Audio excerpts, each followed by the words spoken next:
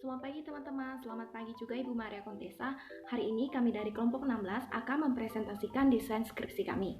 Sebelumnya saya akan memperkenalkan anggota kelompok kami. Nama saya Weni dengan MPM 18612626 dan teman saya Desi Natalia dengan MPM 18612555. Judul dari desain skripsi kami adalah analisis pengaruh penjualan, biaya operasi, perputaran kas, dan perputaran persediaan terhadap return on investment pada perusahaan sektor industri, barang dan konsumsi yang terdaftar di Bursa Efek Indonesia tahun 2014 sampai 2019.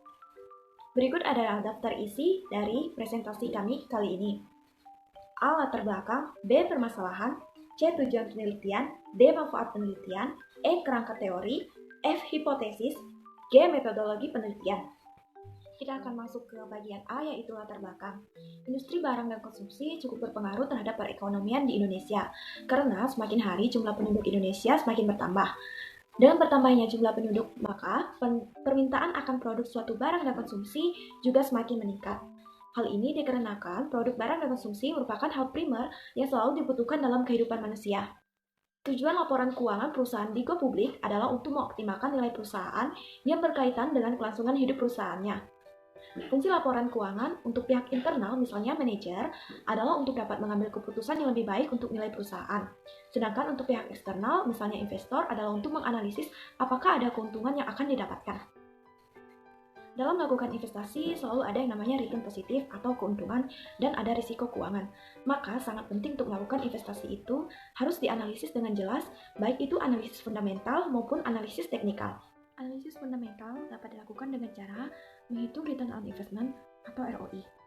Return on investment adalah salah satu dari rasio profitabilitas yang merupakan analisis untuk mengukur seberapa efisiensi sebuah investasi dengan melakukan perbandingan antara laba bersih dengan total biaya yang telah diinvestasikan.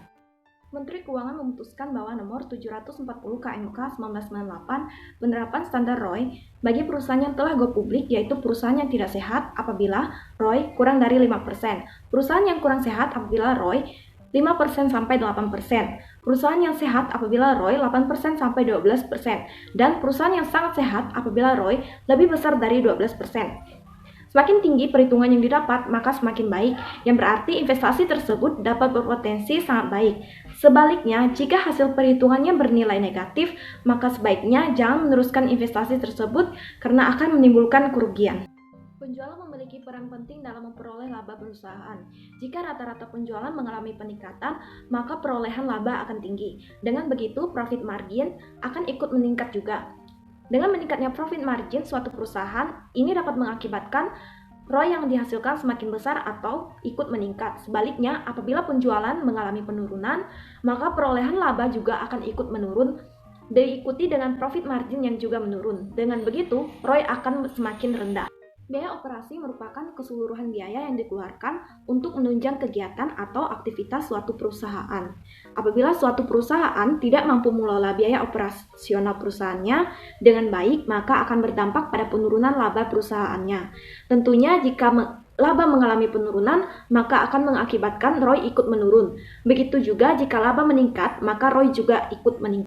Kas merupakan aktiva yang sangat penting atau aset yang paling liquid, karena ketika suatu perusahaan memiliki kas yang besar, maka perusahaan akan selalu siap saat perusahaan membutuhkan dana untuk keperluan penting atau cash on hand. Salah satu rasio likuiditas yang bisa digunakan untuk menganalisis kas perusahaan adalah rasio perputaran kas. Perputaran kas dapat menunjukkan berapa kali kas perusahaan berputar dalam suatu periode penjualan, atau seberapa besar kas perusahaan yang dihasilkan dari aktivitas penjualan.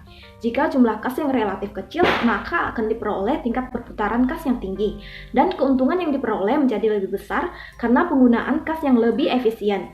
Dengan diperolehnya keuntungan yang besar, maka ROI juga akan ikut meningkat. Perputaran persediaan adalah perbandingan antara jumlah harga pokok barang yang dijual dengan nilai rata-rata persediaan yang dimiliki oleh suatu perusahaan. Rasio ini dapat menunjukkan berapa lama waktu yang dibutuhkan oleh perusahaan untuk menjual persediaan yang ada dalam gudang atau berapa kali perputaran jumlah persediaan barang yang diganti atau terjual selama periode tertentu. Persediaan berarti semua aktiva yang dimiliki oleh perusahaan.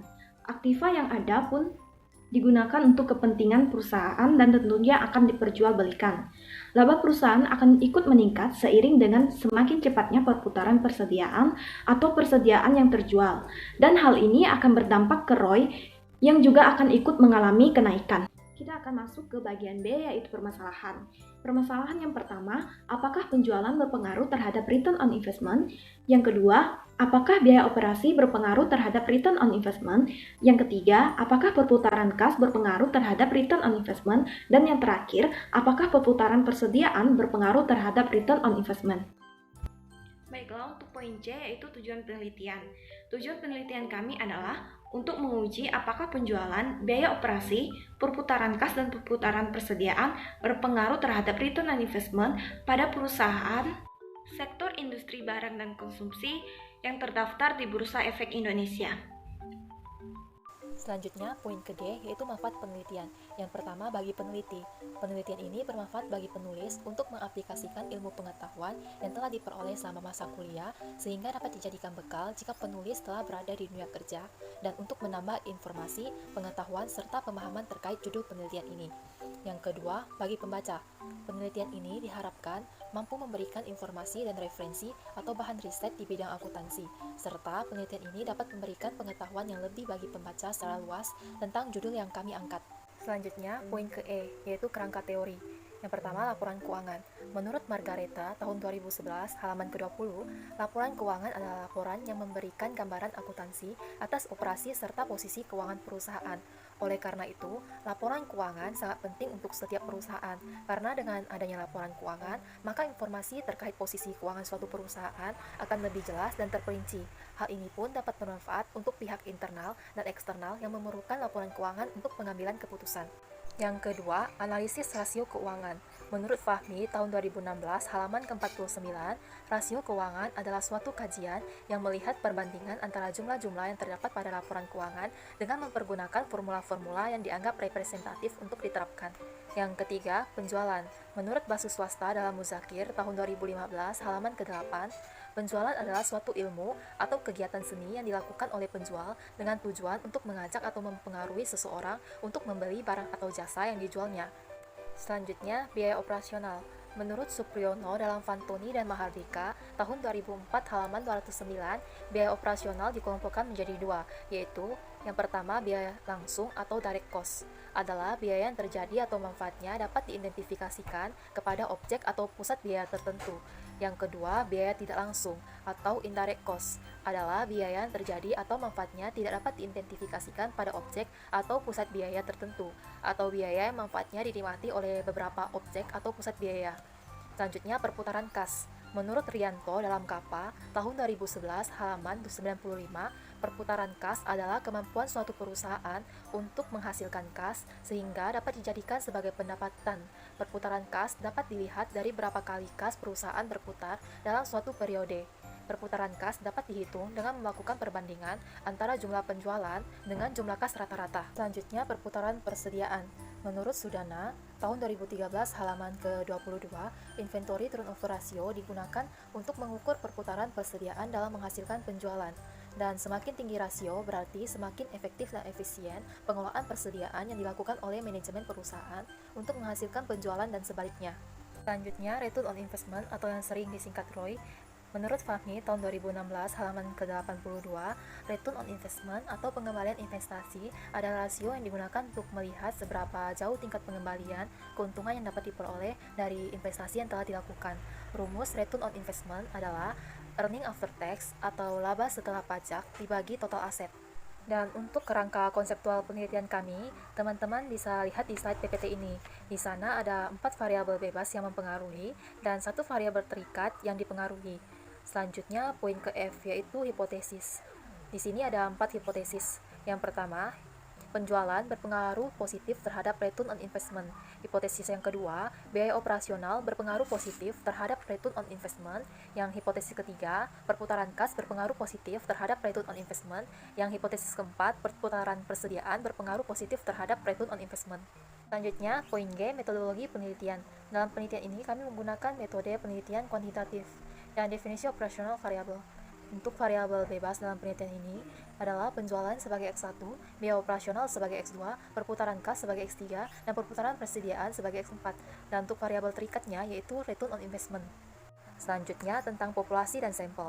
Populasi dalam penelitian kami adalah perusahaan yang bergerak di sektor industri barang dan konsumsi yang telah terdaftar di Bursa Efek Indonesia pada periode 2014 sampai 2019 dengan total populasi sebanyak 67 perusahaan.